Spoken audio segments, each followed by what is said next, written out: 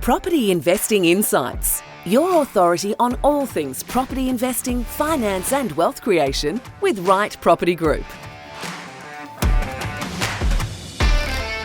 Good day and welcome to Property Investing Insights, Client Stories. And if this is the first time you discovered us, feel free to go to our back issues where we share our client stories.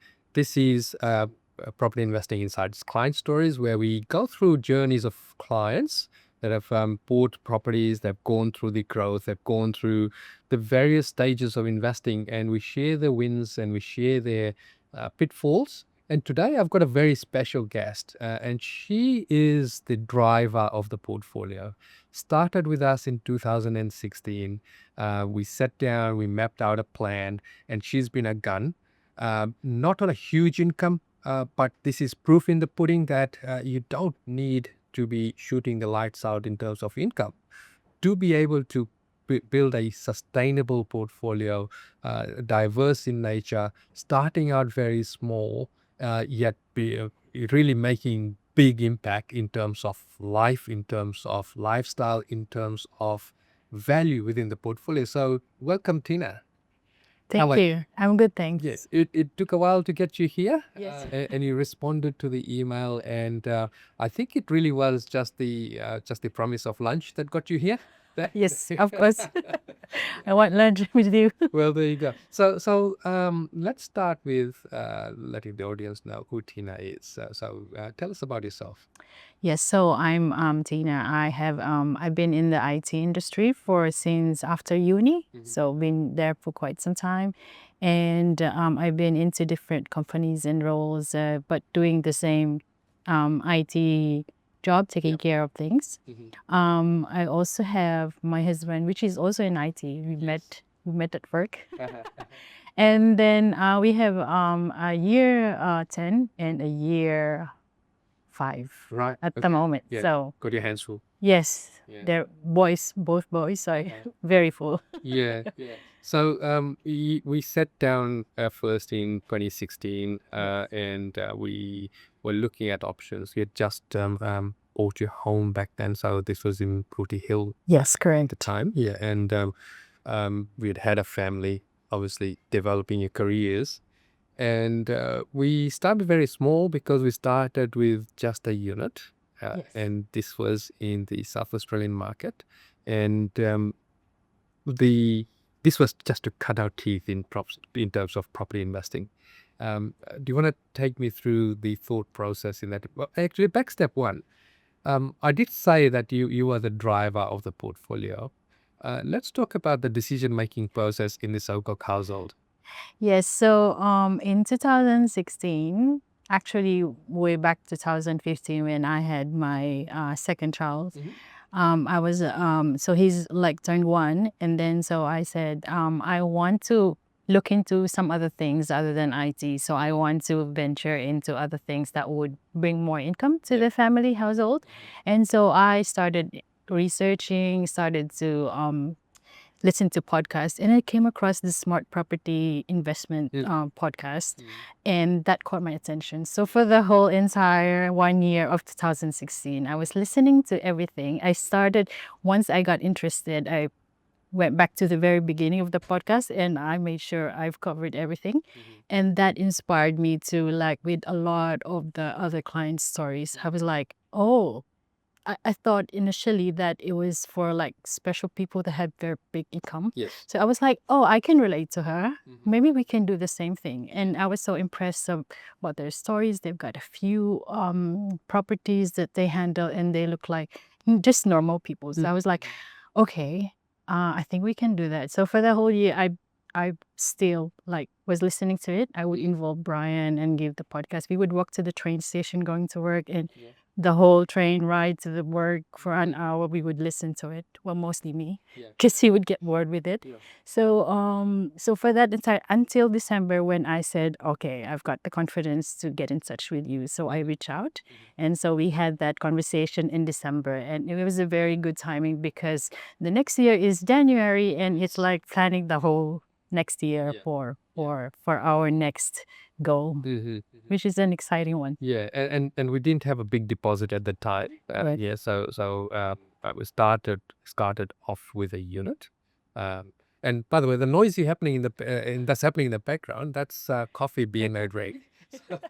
So I do apologize for that. So we started with a very low deposit, and that guided us into the South Australian market. So we bought it Edwards down from memory. Yes. That didn't really shoot out the lights at that time, right? But it's been a consistent performer. It didn't cost you anything to hold substantially. And in the initial stages, we were always questioning, okay, it hasn't really grown, right? But now, having gone through one cycle, it certainly has pretty much doubled in value of the years. It was a very small unit. How was the rental performance of that unit? I think it was perfect for starters like us. And so I think the rent was just like in the quits kind of thing. So it can pay for the mortgage, and we can also manage some maintenance. That property actually has a renovation around the shower area. So that's the biggest expense for that. I think at one point we had to like shell out like around 7K, I think that was, because the current tenant moved out and we had to change the carpets as well. But it wasn't really for a first time, it was big money, and we were kind of like, oh my god, do we really need to do this? But then eventually you get used to all those sorts of things that you need to fix, and it's just part of things, and it will just even out. So in the end, it makes sense for that property. Yeah, and from then we bought the next one. What did we buy next? We bought Leichhardt. Yes, So the we Leichhardt in Queensland. Yeah. correct, yes. So South Australia was April, Leichhardt was August, I think, and Leichhardt was a big property, which is good because we are planning around putting in the future a granny flat at the back, and which was perfect. And it was there was, I think the previous owner did some renovations to make it ready for selling, Yes. and it was all good. So we actually have our tenant there for a long time. I think they've been there for like 8 years already, which is The good. perfect tenant. Yes. We have actually an upcoming thing that we need to fix, the roof, which is the most Yes, it's expensive. yeah, and we found the perfect renovator. They would glaze it, something like that, and it's all good. So we're just waiting for our turn because there's a long queue for the roofs in Queensland at the And moment. that is one of the things, right? So if you've got properties in Queensland in particular, and especially in the established market, and you've got roof tiles as well, it has a life. And given the harsh climate there, and also given that we've had inclement weather, lots of rain, the roof does fail unless you reglaze it like you do. Now, often a lot of people just jump on and just replace the roof, but you've now just bought yourself another 10 years, 7 to 10 years, just reglazing it. Yeah, we actually had two quotations. The other one was more of replacing it, and the other one would be more of like just glazing. So we went for the glazing thing. Eventually, you'd have to replace it, but we'd replacing it many, many years down the track. Yes. So, so after that, was there a gap in the acquisition, or did you power ahead? We power ahead. So sometime October, we bought the Caboolture one. Yeah. So the Caboolture one is another big property in Queensland. And so there is a brick house that's sitting on it, and it's a good one as well. So it has a big space at the back, and just like Leichhardt, we are planning to do some granny flats in the future as well if we can. So that's the plan for that one, and it is a good return as well with all the actually the Queensland properties that we have are the ones that are performing really, really well. Yeah. However, it wasn't the case in the beginning. Yes. So when we bought, it didn't really move for quite a few years, right? So just to take a stock take, we bought these in 2016. Yes, correct. So 2017. 2017. Yeah. So 2016 was the South Australian unit. I And think they're all 2017. all I think, 2017. yeah. Okay. So April, August, and October. Wow. Okay. So there's no stopping you then. There's no stopping the first year. Yes. And then what happened after that? And then our next planning session, I said, I'm so overwhelmed because we did 3 in a row. And I was like getting used to the spreadsheets and things. And because we were like just chugging along, I was like, okay, maybe I need a break a bit. So we did a break in 2018 just to get my head around everything, admin and all the things that we paid through that Yes. year. And so in 2019, we had another purchase, and that was Norlane. It's Norlane That's in Nolan Victoria. Victoria. Yes. Okay. Yeah. Can you talk to me about that property? What was the thought process there? So that property is also a big size property, and there is I think that house is more of, what do you call it? Not brick. Okay, so it's a I don't concrete, yeah, yeah. And so there was a lot of things that there's not much actually that we need to fix because the previous owners already like made it ready for purchase, and I feel like this is the one that has an overseas seller. Yes. So they were like ready to sell it in a good price, and that was a good one as well because it's a bit slow actually comparing to the Queensland, Yeah. but it still adds up in terms of the maths. Yeah. So now we've got pretty much 4 properties in the portfolio in a space of just as many years. What were the learnings of building up a portfolio rapidly, particularly the first 3 properties?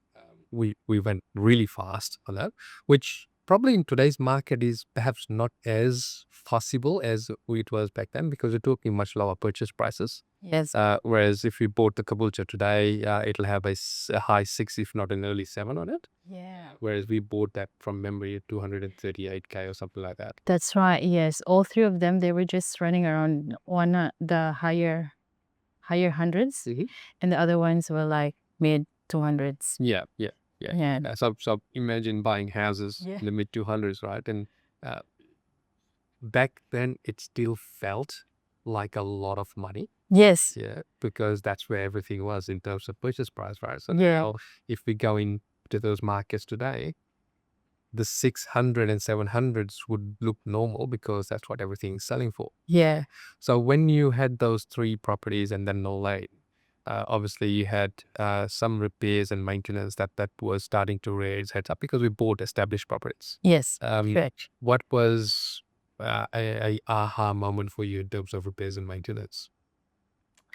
I think in terms of repairs and maintenance, if you like choose your repairs and maintenance, it would make your tenants happy and they'll be loyal to you. Yeah. And also you don't want whatever is broken, you don't want it to get bigger if you ignore it, and you're also scared about like causing accident and Yes. so I make sure that everything, if they in every inspection that I read on the report and try to understand which ones needs more attention ASAP and which ones can wait. So I feel like I'm good at that now, but in the beginning I was like still finding my feet. I was like, what do I do with this? Is it important? Is it not important? But if it's around safety, I would make sure that no one's going to get hurt. Yeah. It's important not to be a slumlord, Yes. but it's also just as important not to do unnecessary work on the property. Yeah. There's a simple philosophy in investing: if it's not broke, don't fix it. Yes. Yeah. And this is where we had to learn to push back on the property managers as well, because they were passing on requests from the tenant that didn't really make sense to do straight away. Yes. Yeah. Correct. Let's talk about record keeping as well. Yes. Who was responsible for the record keeping? I'm always responsible for it, and so it's tax time. I've been procrastinating, honestly, and I've started it, but then it takes a while for you to gather all these documents. So yeah, there's a lot of admin tasks that you need to do, but then once you like get the hang of it and things, you go faster and faster each year. So So our initial goal when we started out, if you remember, was 200K in income. Yeah. Yes. And I can say that between the two entities that we bought, that we've actually surpassed it. So now it is time to start paying down. But we hit a hurdle after we purchased Norlang, which was where our lending capacity was low. And then you also looked at building your own home. Yes. Right? Yes. So in 2020, around June, after the famous March 2020, we saw an opportunity to grab a lot in an area where we're always going back to look around, and we said, oh, this is a perfect timing because the interest rates that time was so low, and we feel like it's now or never, and we wanted that place. So we decided to build in 2020. Yes. And that finished in 2022. And we moved in 2022, and then we kept the previous PPOR for quite some time until we can't hold it anymore because of the interest rates going so high. And so we have to decide to let it go so that we can repurpose the money that's sitting with that property. And we were able to do a lot more when we decided to do that one.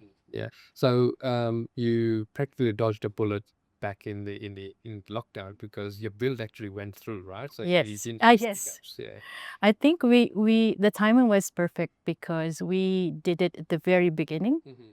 And then after, I think, a few months, if we bought like later, maybe December, then that would be the peak of construction, and we would have been hit by all these issues with construction. Yeah. So with the sale of the original principal place of residence, that came about when the interest rates went from 2.5%. And I remember the panic phone call to barreling straight up to 6%. Yes.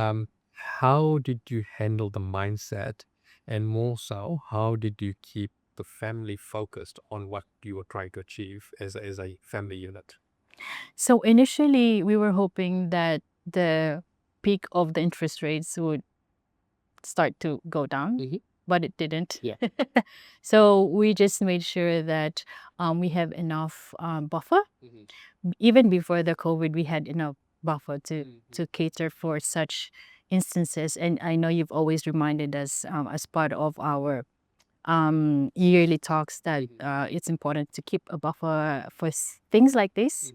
And it happened. And so I'm very happy that we have that as a buffer. We were able to keep it for quite some time until it went up a bit in value, not so low as to the highest interest rates that it was there. Because I think it was a bit like 200K below if we sold it straight away. Yeah. But because we hold on to selling for quite more time, like I think that was a year more, we waited, and we were able to, because of the buffer, and so we were able to get more from it. So I think it's very important to have. As you don't have to then do a fire sale, right? So, A panic sale. Yeah, that's it. So that buffer actually enabled you to create 200K more in value from realized sale proceeds. Yeah. And so what did you do with that funds when that was freed up?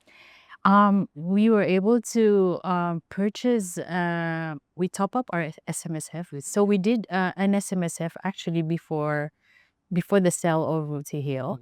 In 2023, I think we did the SMSF for the Cloverdale in Perth. And so we did that. And then we sold Rooty Hill in 2024. And then when we sold Rooty Hill in 2024, we paid down our PPOR a bit. And then some of the funds, we top up our SMSF to buy a new SMSF property. And then and then we bought commercial.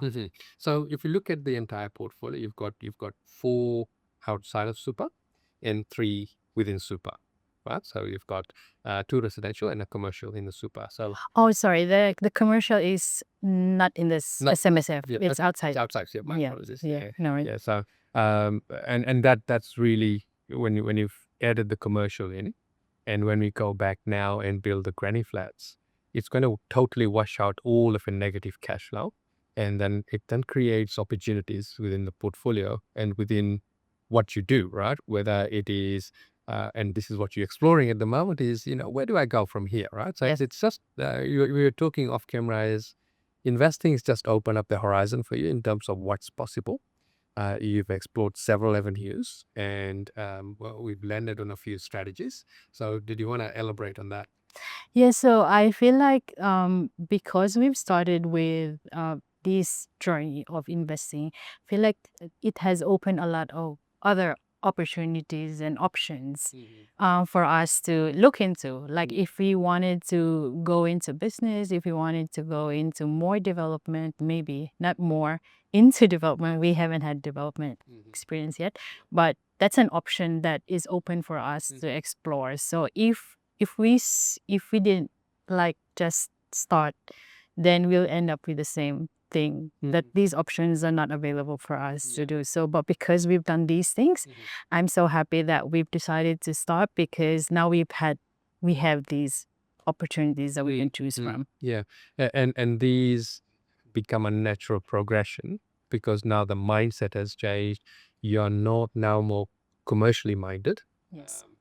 Commercially minded in the sense that you're looking for opportunities, yes. And so when we're looking at planning the portfolio, there was the process of, okay, maybe we could go down the path of purchasing a business, purchasing a franchise, or we could double down on the portfolio, work on the ones that we've already got, and perhaps start getting into, like I said, small developments, major renovations, because now you've got the skill set, right? So you've got, not only that, you've got the hunger as well to do something. You're mentioning that you're starting to get panic attacks because you feel like you're not doing anything. Yes. So, which is a dangerous place to be. Yeah. Yes. Because that's when we start cutting corners, right? And so Yeah. part of my role is to keep you safe on the journey and not go too fast, right? So, Yeah. and if I look at it from your portfolio point of view, the safest thing to do is build the granny flats on there, so it pushes out negative cash flow. But then also equally, you start doing some major renovations, perhaps looking at selling down some of the already performed or non-performers, or actually specifically picking up properties to hold for a short time. So holding short to medium, and then realizing the profit from that through a sale, and then paying down the granny flats, right? So now we need to turn it around into how do we pay the debt off, right? Because we've accumulated debt. We've got Yeah. to our gross income level, if I take the super into account as well. Once we do the granny flats, definitely outside of super, we've got the gross income that we're aiming for. And now it's time to perhaps change the approach so that we're taking a consolidation approach, so paying down the debt, which is often not the thought process when it began. When it began, it was more like, how many can we buy? Yeah. And you started at a time where it was easy to buy multiples. How do the banks handle your application? So when you go into a broker, when you go into the bank, what are the hurdles that you need to jump through? I guess it's more of the question around if we can service it still is the big question. Yep. Because this is mostly the question around when COVID hit in 2022, when we were exploring new things to do. The reason we ended up with SMSF was because we're already like blocked off from purchasing under our names. Yeah. And so that's why we ended up with SMSF. And you didn't even suggest that. I was the one asking you about SMSF, because you said, let's just wait for a while now. But I was so impatient. I was like, hey, Victor, what about SMSF? Yeah. And so we went that route, and it ended up so well. And that's a good thing, because there's like more opportunity. Like the opportunities we were talking about is that there's other things that we can do if we are blocked with the buying of under personal names. So we did a lot of other things because of that hurdle. Yeah. So which is good. Yeah. So you've continued the journey because you've got your sights lined up on the bigger picture, as opposed to letting the hurdles stop. Yes. Yeah. Yes. I was like, you can't stop. Yeah. So obviously, there's the yin and yang in Yes. decision making process. So you are the proactive, let's do it, and Brian, your husband, your long suffering husband, is the polar opposite. So how do you in a household, how do you handle that conflict? So I usually do my research first before I present it to him like a CEO. Right. So I make sure that I have all the facts, and then I would make sure that he's involved in my thought process as well, so that he's not surprised and he'd be on board. So Yeah. Plus, if you convince him, you've also ticked all the boxes too. that's correct. Yeah. And he would also bring up some points that I've never thought about. Yeah. Which is good. So I think the combination of yin and yang between us is perfect, because otherwise I would be just like waiting, an accident waiting to happen, and he would like say, okay, hold on for a minute, let's think about this and let's see this angle, have you thought about it? And which is good. Yeah. We operate the same way in our house, all right. So, but the roles switch every now and then. So, Rashmi becomes very proactive and wants to purchase more. When I say, "Oh, no, let's slow down, let's bet down these properties as well," and the roles do change over a period of time. In terms of the kids, how are they involved in this process? Are they across it, or it's just that there's something mom and dad do? Oh, it's funny because I've started to involve my 15-year-old. I said, okay, you be a bookkeeper. Yep. Because Amazing place to start. yeah, I'm getting tired of data entry of these things. So I've shown him the spreadsheet, and he's also interested in spreadsheet, which is good. So his spreadsheet, his weekly, what do you call it? Allowance. Yeah. And I was laughing at it because it's just a small like spreadsheet, and I was like, okay, let me show you a bigger spreadsheet. And so he was so overwhelmed by it, and he had to like step away from that big spreadsheet. But I think I've already started to introduce to him that this is what we're doing, and this is the spreadsheet, and this is the income, this is the expenses, and this and that. So he knows that we're doing that. Yeah. The 10-year-old, he would look at me before sleeping. I would scan my phone, and he would say, finance, finance. It's so boring. Yeah. And so that's the time for me to stop, and that's it. So they're exposed to the jargon, Yes. exposed to the concept. Yeah. Yes, they know. To continue the education with them. Yeah. Yes, that's the important part. I want them to know about this because it's really, really very important to be finance savvy. Yeah, Yeah. absolutely. Yeah. And with my kids, like whilst I live and breathe finance, I live and breathe property. We've taken a strategic approach to not introduce that concept with them too early, but they still pick it up through osmosis, right? So we've got a going joke in our home where we don't call the green apples the Smith apples, it's the granny flat apple, because that's what my younger one said, that I want a granny flat apple, right? So let's pick up jargon all the way through. Yeah. So if everything was possible, well, let's say we had to do this journey all over again, what would you do different? I would say that I should have not paused in 2018. That was me being fearful, I think. But if I wasn't fearful and wasn't scared, maybe I could have done a few more in 2018. Yeah. But yeah, I should have like made a bigger plan. But that's how it goes. Yeah, that's it, right? And then you go through that, and hindsight's always 2020. And it's always, I look back at my portfolio and say, we should have done harder, even though I've gone pretty hard. We should have done harder because there are so many missed opportunities that you get caught up in the fear of it, and also perhaps the day-to-day living of things as well. Yeah. You've got a fairly big portfolio. Do you still go on holidays? Yes. We just came from last year. We went to Europe. And just for 2 weeks, just for the school holidays. So we did London and Paris. Yeah. And it was a good experience for the kids as well, like getting out of the country and getting to know that there's other things going on outside of Australia. Was a good thing. And this year we're planning to have our Christmas in the Philippines. Okay, nice. Which is where you're from, right? Yes, correct. Okay. Yeah. So it is possible to still have lifestyle. Yes. And even though you've made property the forefront in the beginning, still have the portfolio developing while you still live a normal life. Yeah. The other thing is that your focus is not necessarily just on the TV shows. You're sitting down the spreadsheets every now and then. Yes, that's right. Because if I don't focus on like what's my next steps, I would end up shopping. Right. This prevents me from shopping You do shop for unnecessarily. right? Yes, yes, a different range of products. Yeah, absolutely. So, what does the next 10 years look like to you? I feel like for the next 10 years, we will continue to like look at it in a holistic kind of way and keeping the end goal in mind and to maybe purchase more properties to leverage Yeah. and to get more of those things that we want to do in the future. Fantastic. Yeah. And in terms of record keeping, any tips for the listeners?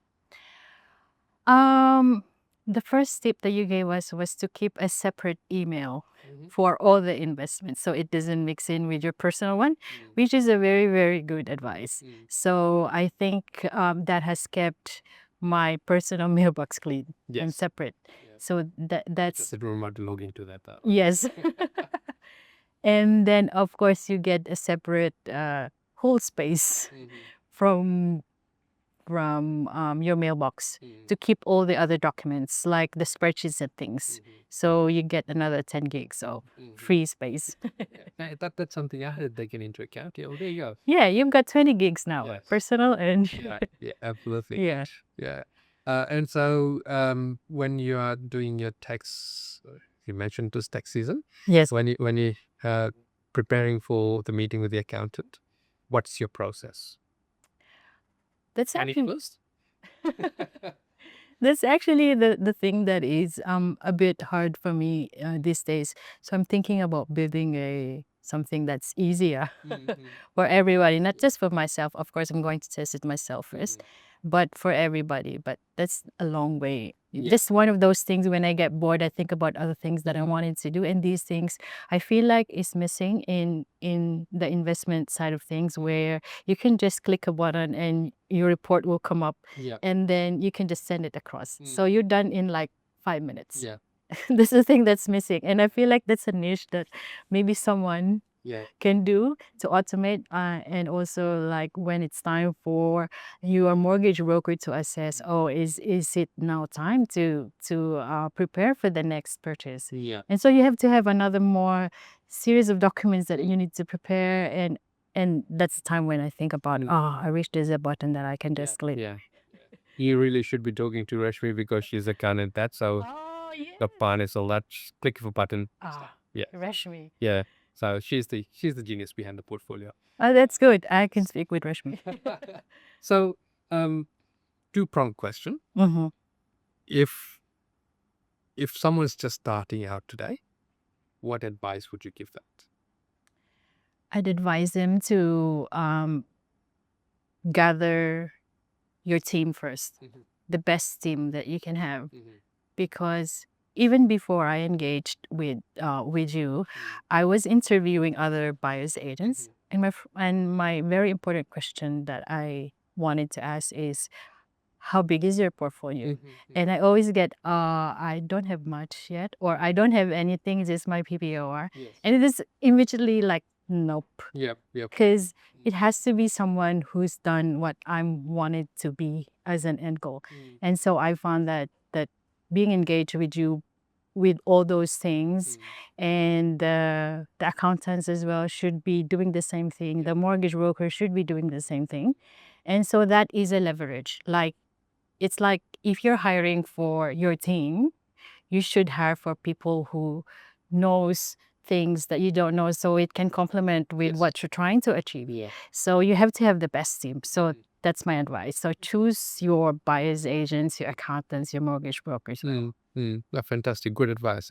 And for someone that's already got a small portfolio happening, and you having gone through the journey that you have, what's the advice that you'd give them? And secondly, what would you say to watch out for? So I'd say that maybe you can still, there's a lot of markets within markets, and there's a lot of things, even if you get blocked in certain things, you have your team to like ask questions to like, hey, I'm stuck what do you think we should do next? And that's a very, very important thing to have and very helpful because that would help you get unstuck.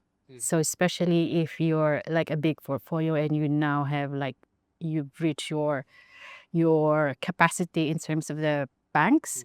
And so brainstorming with your team would help you like get more ideas on what to do next while waiting for some other things to align. So yeah. Fantastic. And what should they really avoid if they're building up a portfolio? I think make sure that the math is mathing. Make sure the maths is mathing. Yes. Make sure that sometimes it really, really looks good in theory. But if you like add things and put in all the details, it doesn't make sense. So you have to make sure that things make sense. Yeah. Aside from the good thing that you're looking at, it's pretty, it's whatever, but the spreadsheet should look pretty as well. Yeah. Actually, To avoid errors. yes. Look, I feel that you've really done a really good job in terms of emulating someone that's come from humble beginnings, someone that started off with a goal and have really, really built up a portfolio. And in fact, if you look at the size of your portfolio, you're pretty much in the top 1% of property investors in Australia. So well done to that, right? Accolades. That's good to know. Yeah, and it is a journey that was driven by that's just a simple goal. Yeah. Yes. And I want to thank you for sharing your story with us. And this is going to inspire so many people. And I'm grateful for that. So this is Tina Sokok, who's made sure that her portfolio, the maths did math. And I'll see you next month. The information featured in this podcast is general in nature and does not take into consideration your financial situation or individual needs and should not be relied upon.